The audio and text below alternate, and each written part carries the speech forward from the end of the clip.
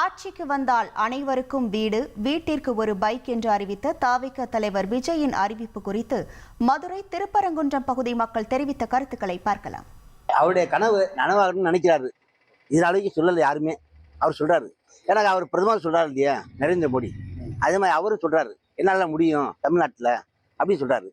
சொல்லட்டும், நல்லது தானே, வரவேற்பு தானே. அது நடக்கும், சாத்தியம் இருக்குன்னு நினைக்கிறேன். சாத்தியமுங்க, அவர் ஆட்சியில் வந்தாதான் தெரியும். அவர் ஆட்சியில் வந்து நடக்குமா இல்லையான்னு அப்புறம் தான் கேட்க முடியும். ஆட்சி வர முன்னாடியே கேட்க முடியாது இல்லையா. யாருடைய கனவுமே அப்படிதான் நனவாகும் தான் நினைக்கிறான். தமிழ்நாட்டில் இலவசங்கும் போது நம்ம கிட்ட இருந்து அவங்க வாங்கி கொடுத்து திரும்ப அவங்க நம்ம ரிப்பீட் பண்றாங்க.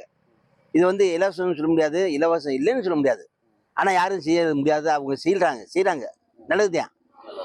மக்களுக்கு வாய்ப்பு கிடைச்சதுனாக்கா அதை பயன்படுத்த வேண்டியதானே. அது ரொம்ப பழைய நியூஸாக தான் பார்க்குறோம்.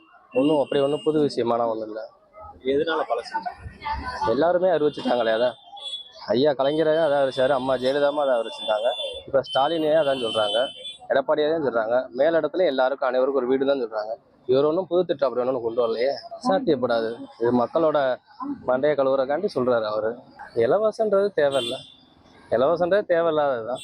பொதுவான இலவசன்றது மகளிர் கொடுத்துருக்காங்க, அது தேவையானதுதான். ஊனமுற்றவங்க கொடுக்குறாங்க, அது தேவையானதுதான். நல்லபடியாக வேலை வாய்ப்பை கொடுத்தா போதும், நம்மளே வாங்கிக்கலாமே. எல்லாருக்கும் வீடு கட்டி தருவோம். எல்லாருக்கும் இல்லை ஃப்ரீ எதுவுமே வேண்டாம். எந்த கவர்மெண்ட் எதுவுமே ஒரு தரமான ஒரு ஆட்சி வேணும், நியாயமான ஒரு ஆட்சி.